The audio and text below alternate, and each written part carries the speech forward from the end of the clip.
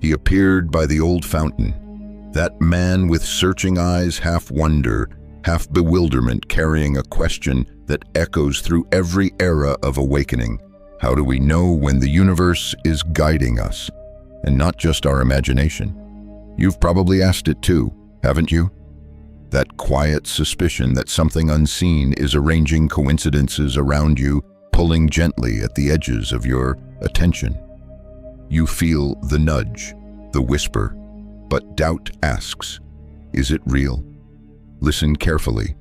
What most call coincidence is the faint heartbeat of reality recognizing itself through you.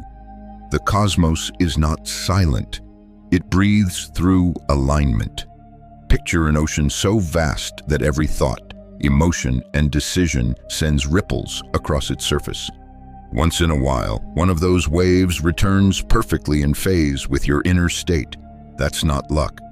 That's resonance, the field's confirmation that you are in conversation with something greater. Imagination is internal. It begins and ends inside the mind. But synchronicity moves outward, a bridge between your awareness and the geometry of existence. When timing turns too precise to explain, when a strange calm and awe arise in the same breath, that's the signature of the quantum field itself, responding. Notice what happens then. Your heart shifts rhythm, breath catches, skin tingles. These are not random sensations. They are your body decoding the signal, evidence that reality is listening back. Most drift past these messages. They scroll, distract, dismiss. Yet you, because you've paused here, stand at the threshold others overlook. Awareness itself opens the gate. Every seeming coincidence, every meaningful encounter, every insight that lands in silence is an invitation not from outside, but from within, urging recognition. You're not a bystander in this dance. You are a note within the music that never stopped playing. When awareness meets pattern, the illusion of separation thins. What you call signs are simply reminders that the universe and your consciousness are not two. They are one movement, unfolding through your attention right now. That fountain ripple lingers, doesn't it? It carries forward as a soft vibration in your chest, the echo of that first realization that reality might be communicating. But here comes the next challenge. How do you tell when you're receiving a true signal from the field and when you're simply hearing your own mind reflected back in fantasy? The answer hides in repetition and resonance. A projection fades when your mood changes. A pattern persists, surfacing through different channels until you finally pay attention. Imagine life as a vast tapestry of probabilities, constantly rearranging itself according to the coherence of your attention. When a theme returns, a phrase overheard, a number sequence, an unexpected meeting, and each appearance lands with the same unmistakable electricity. That's the field confirming the alignment. It's not about superstition, it's pattern recognition at a subtler scale of awareness. Before we rush ahead, notice this quieter pattern. Every genuine synchronicity arrives with both familiarity and freshness. You've never seen it before, yet something in you recognizes it instantly. That dual sensation is the mark of authenticity. Imagination excites the mind. Synchronicity awakens the body. One scatters your focus, the other stills it. Here's a practice that brings this from philosophy into lived experience. Keep a pattern journal. Each time something aligns with impossible precision, a chance encounter, a sudden solution, a repeating symbol, jot down not just the event, but your state when it happened. Were you calm or frantic? Open or doubtful? Over time, you will see a signature emerge. Synchronicities cluster when your inner world is coherent, when your emotions, thoughts, and breath move as one current. This is not magic, it's feedback. Meanwhile, beneath the obvious, the field keeps mirroring your dominant vibration. The more you notice, the faster the mirror adjusts. Projection is brittle. It collapses under scrutiny. But a true field reflection becomes more vivid the longer you observe it. You may start to feel that subtle hum before the event itself, a pre-echo, like a song you know will play before it begins. That's coherence calling. Skepticism is welcome here. In fact, healthy doubt strengthens discernment. Blind belief leads to confusion. Conscious curiosity leads to clarity. So rather than asking, "Is this sign real?" try, "What does my reaction reveal?" The field never sends messages apart from your capacity to interpret them. It speaks in the dialect of your own awareness. And here's the pivot most seekers miss: synchronicity isn't proof of destiny. It's proof of dialogue. The universe isn't dictating your path. It's conversing with you, adjusting the map as you adjust your focus. When you misread, it recalibrates. When you align, it amplifies. This means every so-called mistake is also data, another pulse in the feedback loop of creation. So the real skill is not chasing omens, but refining perception. You become a scientist of your own consciousness, testing, observing, revising, never idolizing the sign itself. Patterns become portals, projections become teachers, and when this discipline matures, you'll find that you no longer need the external proof. The synchrony moves inward. Life begins to feel timed to your heartbeat, your breath syncing with unseen rhythms. In that steadiness, you start to glimpse what's coming next, not through prediction, but through participation. Which leads us to the braver move, recognizing that the field doesn't always speak in miracles. Sometimes its guidance hides in discomfort, in the friction between what you want and what your deeper intelligence knows you need. Reading the field, then, is not just about following light. It's about understanding shadow and noticing how both shape the pattern of becoming. The thread of recognition deepens now. You've mapped the patterns, listened for resonance, tracked the dialogue between thought and event. Yet the field remains mysterious. It doesn't speak in grand announcements or trumpet the next stage of awakening. The gateways, the real ones, open in silence. Imagine walking through your life and realizing the air has changed. The same streets, the same faces, but a subtle electricity hums beneath them. You can't point to what shifted, only that something has. Decisions once clear begin to blur. Old roles feel tight, like clothes that no longer fit. You notice invitations you can't explain, a pull toward a place, a person, a project that feels irrational yet undeniable. This is the approach of a threshold. The universe rarely reveals doorways through spectacle. It prefers tension. That quiet pressure you feel, it's the signal that your consciousness is expanding faster than your circumstances can keep up.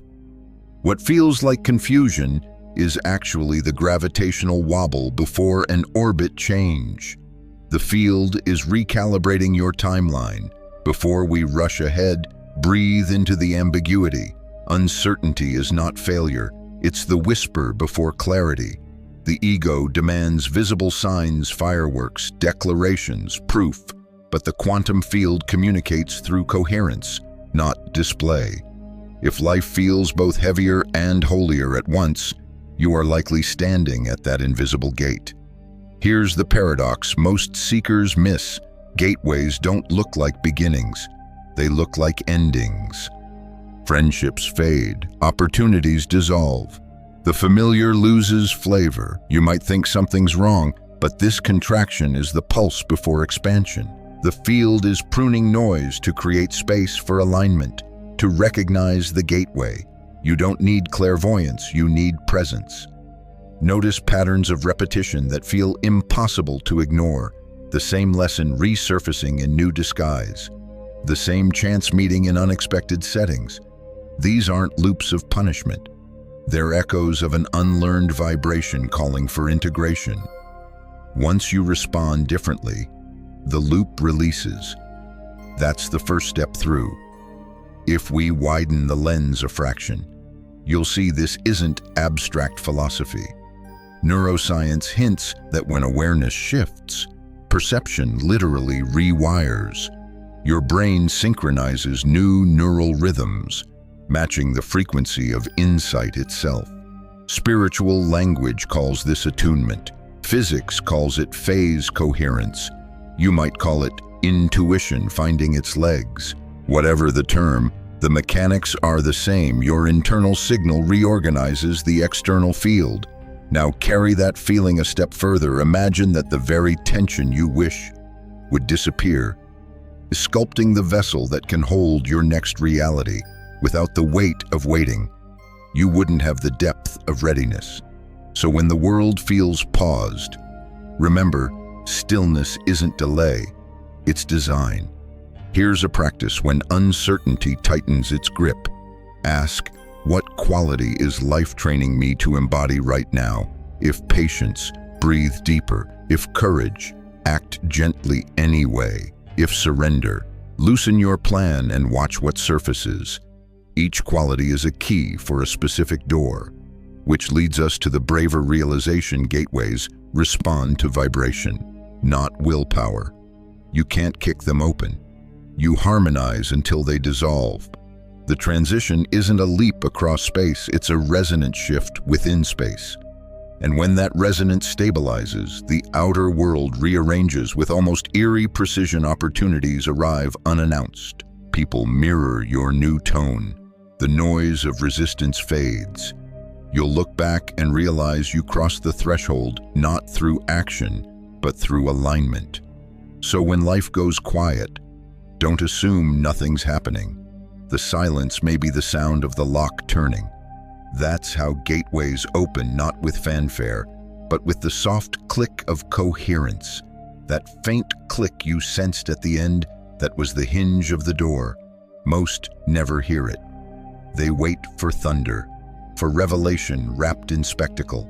But the quantum field rarely shouts. It listens for your response instead. Crossing the threshold isn't about the moment's appearance, it's about the quality of how you meet it. The field measures coherence, not ceremony. You can stand before an ordinary scene, a phone call, a quiet choice, an unexpected delay, and if your awareness aligns fully, that mundane instant becomes the bridge. Now carry that feeling a step further. Every threshold demands a response shaped by clarity, intention, and trust. Three subtle movements that often unfold in a single breath. Clarity arises when you stop searching for proof and start sensing truth, the unmistakable knowing that hums below analysis. Intention follows, the decision to move from that knowing without needing the entire map. And finally, trust, the moment you let the movement carry you, even when no one claps, even when logic trembles. Crossing doesn't always look like progress.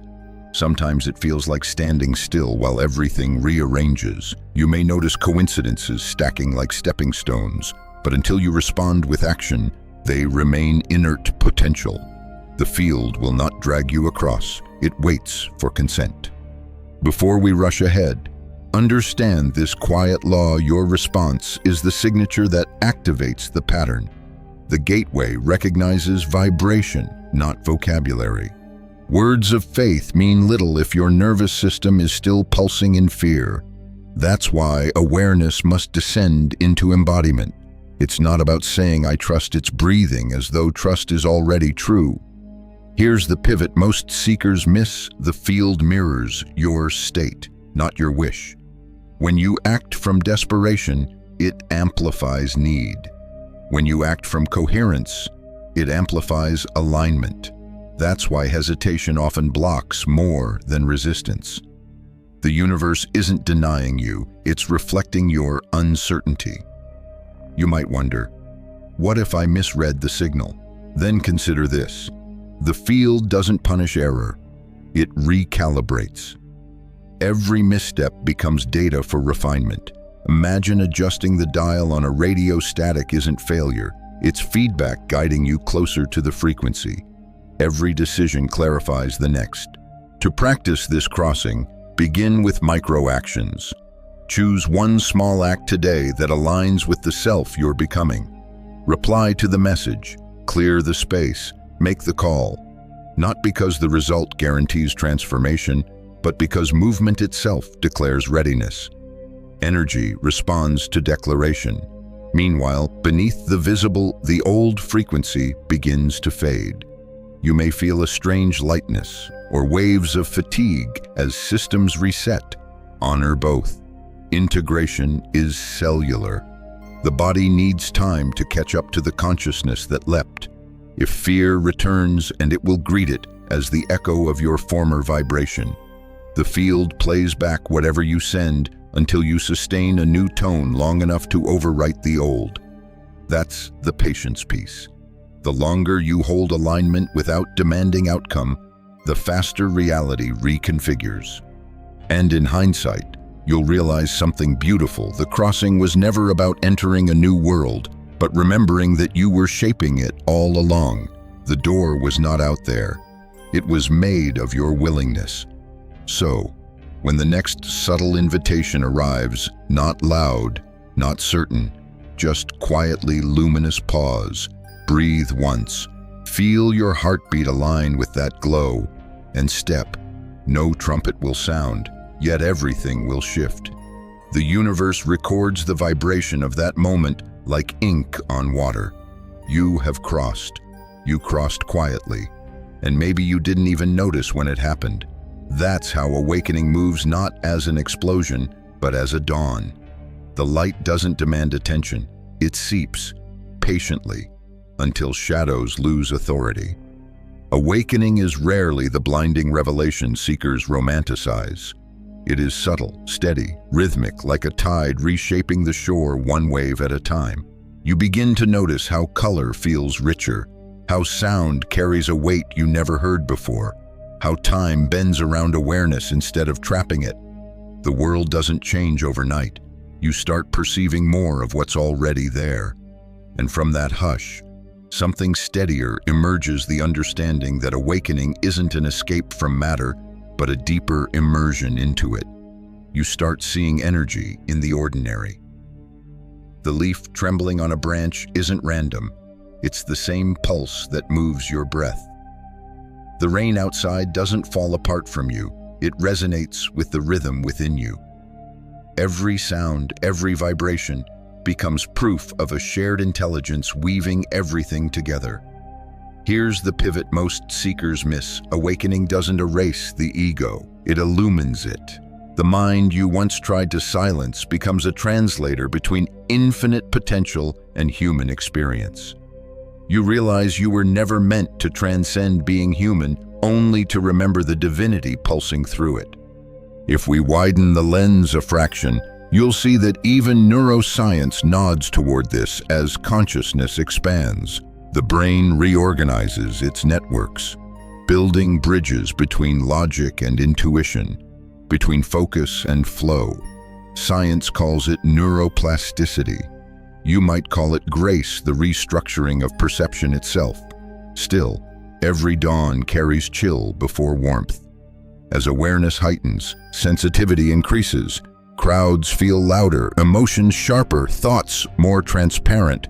You may feel both detached and more alive than ever. Don't mistake this strangeness for regression, it's adaptation. Your system is adjusting to a larger bandwidth of reality. So, when overwhelm arrives, treat it as evidence of progress. You're learning to navigate expanded perception with a nervous system built for linearity. Grounding becomes sacred. Walk barefoot, breathe through sound, anchor light in the body, not just the mind. Enlightenment without embodiment is just escapism in prettier words.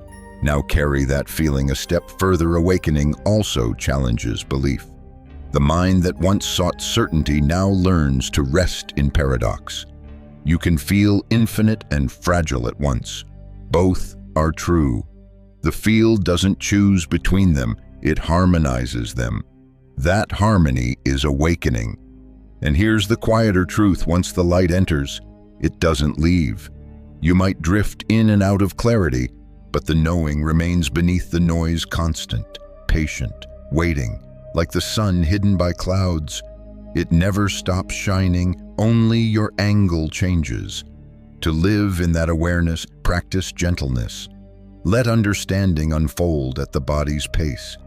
The soul doesn't need speed, it needs integration. Each moment of calm attention rewires another fragment of perception into coherence. You begin to live as a steady rhythm rather than a seeking pulse. That's why the sages compared awakening to sunrise, because it reveals, not replaces. The night doesn't vanish, it transforms. The same darkness that once frightened you becomes contrast, texture, the depth that lets light exist. So breathe. You don't have to chase enlightenment. You only have to stop dimming the light already rising within you. When you do, the world mirrors it, people soften around you. Time stretches. Creation becomes effortless. The dawn is already happening. All that's left is to open your eyes slowly enough to see it. The dawn lingers, and with it, the strange elasticity of time. You've begun to notice it, haven't you? How certain days stretch endlessly, while others collapse into a blink. How memories sometimes feel closer than the moment you're standing in. That's not imagination.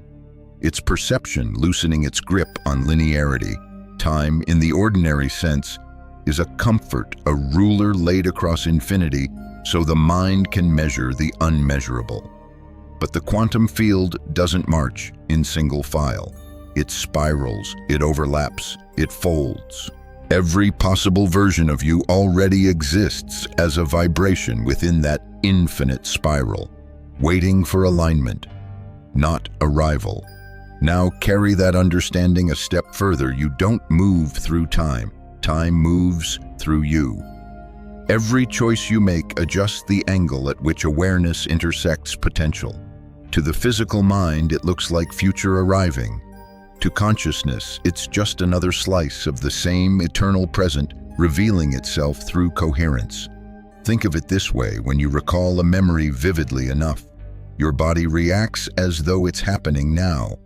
The heart rate, the emotion, the breath all respond to the image you hold. That's not metaphor, it's neurology, and it hints at something vast that now is more pliable than we've been taught to believe. Here's the pivot most seekers miss.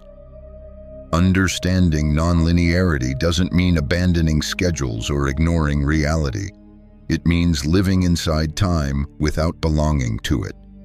You still honor deadlines, show up for the meeting, pay the bill, but you do so from a place of authorship rather than submission. Time becomes your canvas, not your cage. When you begin to sense this, a strange peace arrives. The pressure to get somewhere dissolves. You stop chasing minutes and start curating moments. The irony is that ease accelerates manifestation faster than any forced effort. Alignment shortens distance because the field mirrors frequency, not chronology. Imagine tuning a radio again. The station you want is already broadcasting. You don't create the music by waiting, you find it by resonance. In the same way, your future self, the one who already embodies peace, abundance, purpose, is broadcasting right now. The question isn't when you'll meet that version, it's how steadily you can hold the matching frequency long enough to merge. So then what does that look like in practice? Start small. When impatience arises, replace the thought, "It's taking too long," with "It's already aligning." When you catch yourself longing for tomorrow, breathe into gratitude for the fragment of it that's already here.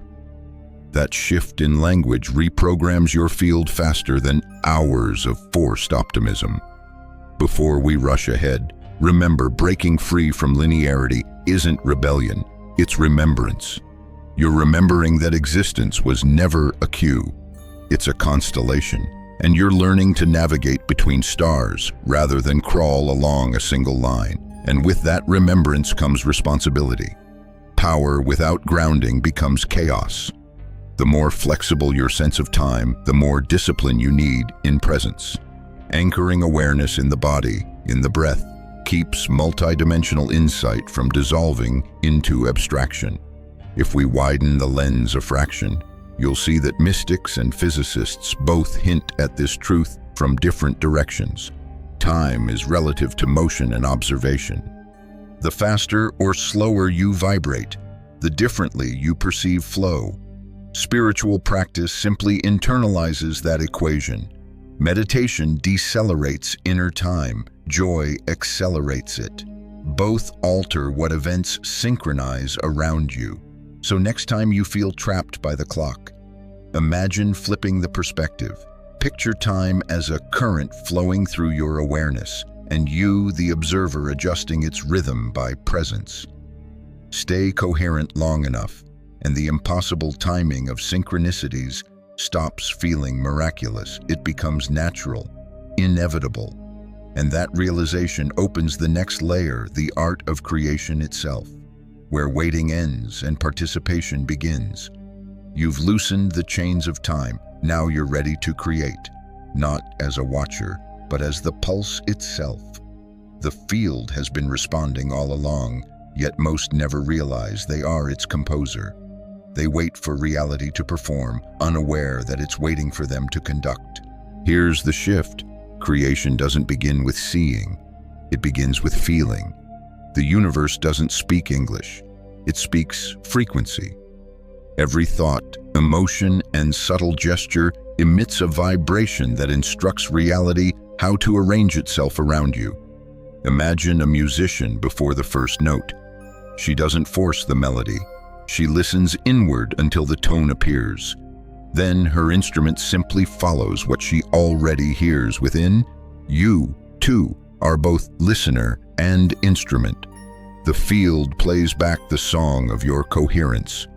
Before we rush ahead, let's clear a common illusion. Observation alone isn't creation. Watching a sunset doesn't paint it. You become the painter when attention fuses with intention. Observation collapses possibilities. Coherence sculpts them. So, what's coherence? It's when your mind, emotion, and action hum in harmony with a single frequency. No part of you contradicts the rest. The scattered static of doubt quiets. The field receives a clean signal. In that clarity, manifestation feels effortless because you're no longer negotiating with yourself. Here's a practical bridge each morning.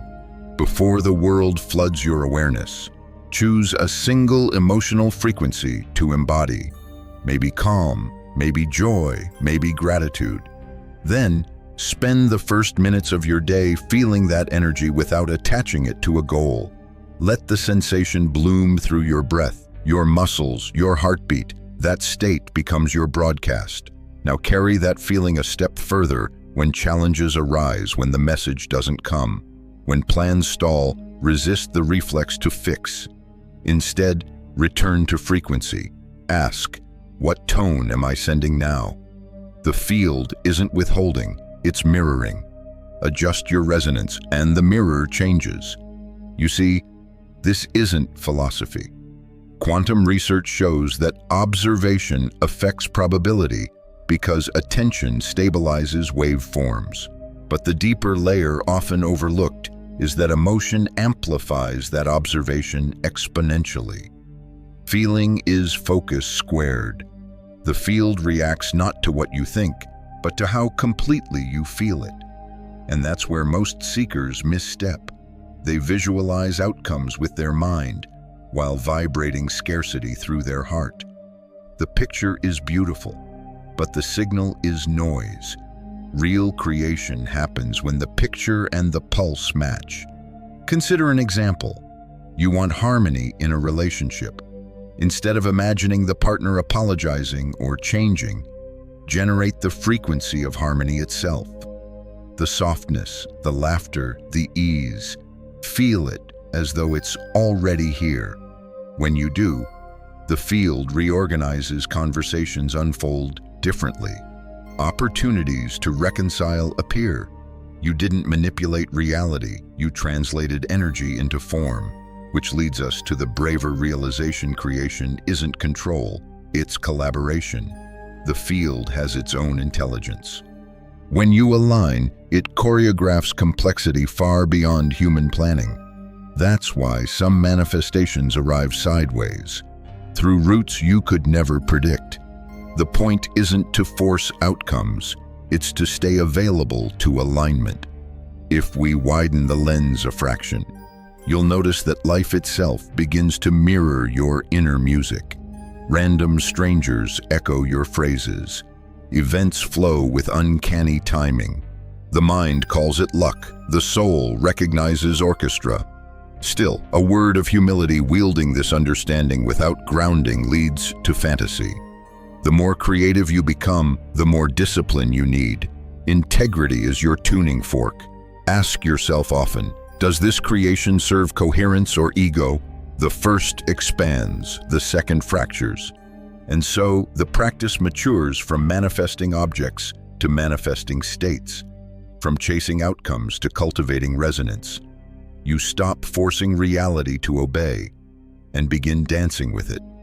The line between inner and outer dissolves. The music you once listened for now plays through you. That's creation beyond observation, the art of letting your vibration speak first and trusting that the universe will answer in the same key. The music of creation still hums in the background, doesn't it? You can feel its echo in the breath, the rhythm of coherence, soft and exact. Yet even the most radiant frequencies fade if they aren't tended. Creation becomes chaos when consistency becomes neglect. That's why alignment asks for ritual not as dogma, but as remembrance. A ritual of alignment isn't performance, it's calibration. It's how you remind your body and mind what coherence feels like before the noise of the day distorts it. The simplest acts often hold the most potency. One deep breath with full awareness can reset your field more efficiently than hours of striving. Here's the pivot most seekers miss. The universe responds not to perfection, but to persistence. The signal strengthens through repetition. The same way a musician warms up before a concert, your consciousness tunes itself through daily presence. It's not punishment, it's preparation. Begin with morning, before your eyes meet a screen. Meet your own field. Ask quietly, what frequency am I carrying today? Then anchor it with something physical, a movement, a sound, a sentence that stabilizes the feeling. Gratitude is a powerful stabilizer. Saying thank you for the unseen alignment already unfolding amplifies coherence instantly. And from that hush, something steadier emerges: emotional hygiene. Just as you wash the body, you must cleanse the field. Notice the energies you absorb throughout the day. Conversations, scrolling, even idle thoughts all contribute to resonance. When you feel heavy, don't interpret it as failure. It's simply static requesting release. Here's a practice to clear it. Pause. Breathe into the tension. Exhale through the soles of your feet and imagine the excess energy returning to the earth for recycling. No drama, no judgment, just reset. You'll sense an almost imperceptible click, the vibration realigning to truth. But let's be honest. Some days the alignment refuses to hold. You fall back into worry, rush, distraction. That's natural. The goal isn't unbroken serenity, it's quicker recovery. Alignment grows through return, not permanence. The faster you notice the drift, the stronger your awareness becomes. If we widen the lens a fraction, you'll see that rituals aren't cages, they're scaffolds for the invisible. They give form to the formless, structure to stillness. Even silence can become a ritual if you enter it with intention. Take 5 minutes each evening to review the day, not as judgment, but as tuning. Ask, where did I feel most alive? That's where coherence lived. Which leads us to the braver move, treating obstacles as alignment drills. When tension arises, resist labeling it as interference. It's feedback. The field uses contrast to sharpen precision. Gratitude for difficulty may sound idealistic, but gratitude transmutes resistance into momentum. Each challenge becomes a tuning fork, reminding you of the tone you're mastering. Remember, too, that coherence loves community. Shared resonance multiplies amplitude. Spend time with people who speak the language of presence, who remind you who you are when you forget. Energy is contagious. Choose your contagion wisely. And when you inevitably stumble, when coherence dissolves into static and the rituals feel mechanical, pause, place a hand over your heart and whisper, "I remember." That phrase alone reawakens the circuitry, because alignment was never lost, it was only drowned out by noise. The irony is, the more consistent your rituals become, the less you rely on them. Eventually, every breath is attunement, every movement a prayer of presence. You live inside coherence the way a singer lives inside a song. That is ritual without rigidity, not a routine to escape life, but a rhythm that lets life reveal itself as sacred, again and again. The rhythm of ritual begins to settle now like a hum beneath your everyday noise. You start to notice something strange. Enlightenment doesn't float above the world. It inhabits it. Awakening isn't about leaving the ordinary behind. It's about infusing the ordinary with awareness so complete that even the smallest act becomes an expression of alignment. Think of this as the moment when light meets gravity. You still have errands to run, emails to send, meals to cook, but every gesture can carry the same coherence you cultivated in stillness.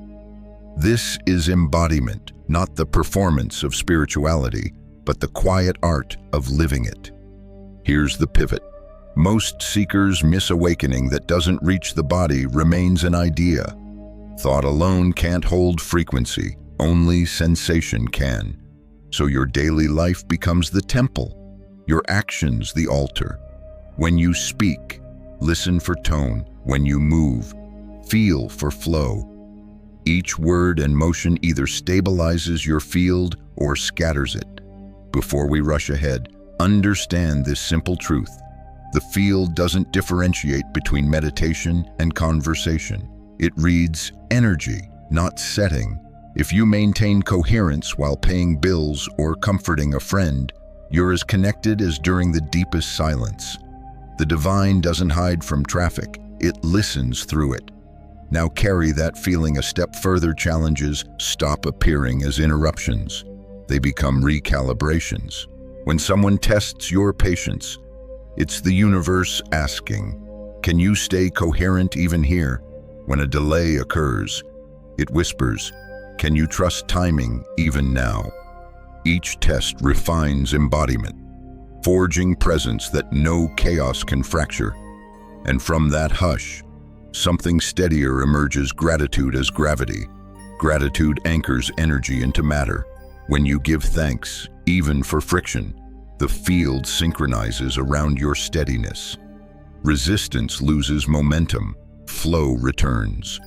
Gratitude is the body's way of saying yes to creation. If we widen the lens a fraction, you'll see this embodiment reflected physiologically. When awareness expands, the nervous system reorganizes.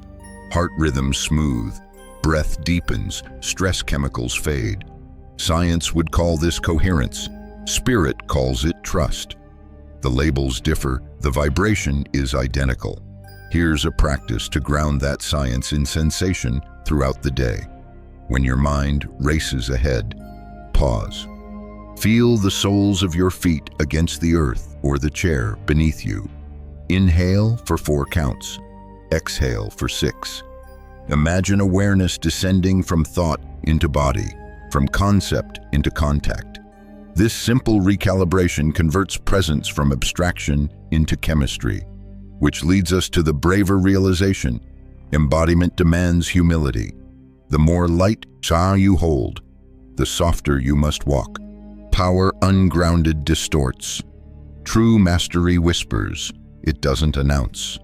You recognize a coherent being not by charisma, but by calm, that unshakable ease that steadies rooms without effort. So, when you find yourself tested, smile inwardly. Life isn't punishing, it's synchronizing. The universe is retuning everything around your upgraded frequency, testing for stability before amplification. Each challenge confirms readiness for the next octave of creation.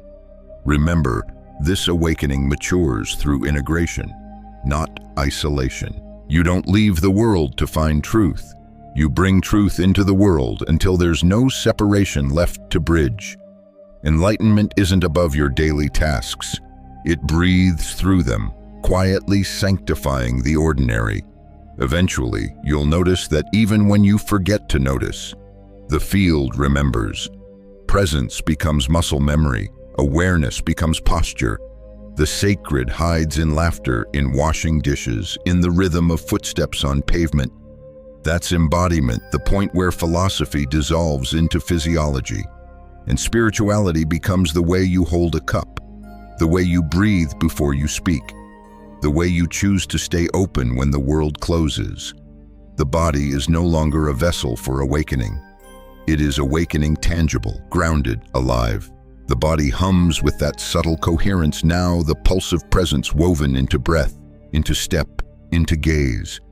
You've stopped trying to chase the sacred and begun to realize it was hiding in your fingertips all along. What remains is the art of shaping that awareness into the world, of living as the artist who paints reality from within. Creation, at this stage, no longer feels like effort. It feels like translation energy into form, silence into sound, stillness into gesture. You don't create by force, you translate the invisible through your own becoming. The brush doesn't move because you push, it moves because you listen. Picture yourself as the painter who already holds the full image inside. Each stroke simply reveals what the soul already knows. There's no rush, no comparison. The masterpiece isn't something you'll finish, it's something you inhabit. This is creation outside of time. Before we rush ahead, remember what time once felt like a race, a pressure, a constant countdown. Now it's simply rhythm. You no longer measure progress by minutes or milestones, but by coherence. Peace becomes the new productivity. The slower you move, the faster reality aligns. Here's the pivot. Most seekers miss mastery doesn't come from control, but from collaboration. You and the universe are co-authors of a single story written in vibration. When you move from harmony instead of habit, the field arranges itself with elegant precision. Conversations land at the perfect moment. Ideas arrive unbidden, yet right on cue. This isn't luck, it's resonance rendered visible. If we widen the lens a fraction, we see the paradox of creation. The more personally you claim it, the less it belongs to you. True artistry dissolves the boundary between creator and creation. The musician disappears into the song. The sculptor vanishes into the curve of the form. The consciousness that creates becomes inseparable from the world it shapes. That's the essence of quantum artistry. No separation, only participation. Now carry that feeling a step further. Imagine what happens when an entire collective of awakened creators begins to live this way. Reality itself starts to recompose. The old symphony of fear and scarcity softens. A new melody rises, one built from coherence, compassion, curiosity. You may not see it in headlines, but you'll feel it in the spaces between moments, the silence in conversations, the light in strangers' eyes. That's the collective field learning a new song. And from that hush, something steadier emerges, the realization that awakening was never about reaching another realm. It was about remembering how to sculpt this one with grace. The divine isn't somewhere else, waiting to be found. It's here, longing to be expressed through your hands, your words, your choices. Here's your final practice. Treat every moment as a canvas. When you speak, paint with tone. When you listen, frame with presence. When you act, move from coherence, not impulse. Creation becomes continuous, seamless. The studio is your life. The audience is existence itself. And so you return not as the seeker who chased meaning, but as the artist who is meaning in motion. The observer, the creator, the creation all merging into one luminous current that hums through every timeline, every breath. You've stepped outside the clock and into composition. You've become the rhythm that time itself dances to. And from this vantage, the world doesn't need your perfection. It needs your participation. Because once you realize that life is the canvas and awareness, the brush, there's only one question left worth asking. What masterpiece will you dare to become next? The question lingers in the air like a final note. What masterpiece will you dare to become next? You feel it not as a demand, but as an invitation. The journey you've walked from the fountain's first whisper to this quiet awareness has never been about chasing enlightenment. It's been about remembering that you were always part of the song. Now, the music softens. The canvas fades to light. The field hums at the edge of your perception, still listening, still responding, and you are breathing at the exact rhythm of the universe. Take a moment here, feel how simple that is. No cosmic fireworks, no thunder of revelation, just presence, just breath. That's where the infinite hides, disguised as ordinary life. Before you return to the rhythm of your day, notice what's different now. The noise of the world hasn't vanished, but its tone has changed. There's more space between the sounds, more clarity in the silence. You no longer seek signs, you recognize them as conversation. You no longer chase time, you shape it through awareness. And from that hush, something steadier emerges, the understanding that awakening isn't a finish line. It's a rhythm you learn to dance to, a dialogue you never stop deepening. The universe doesn't crown you enlightened, it keeps inviting you to participate. Every morning becomes another brushstroke, another verse, another breath in the ongoing masterpiece of existence. So, when you step away from this story and into your own, remember this coherence is not a state to hold, but a presence to return to. Gratitude is your compass.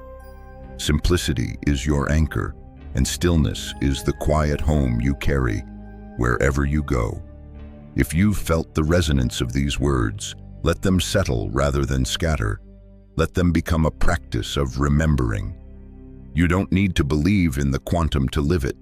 You only need to notice the precise miracle of now, how reality leans toward your attention, how even your smallest choice ripples through the field like music through water. Stay close to that noticing. Live from it. Share it when the world forgets.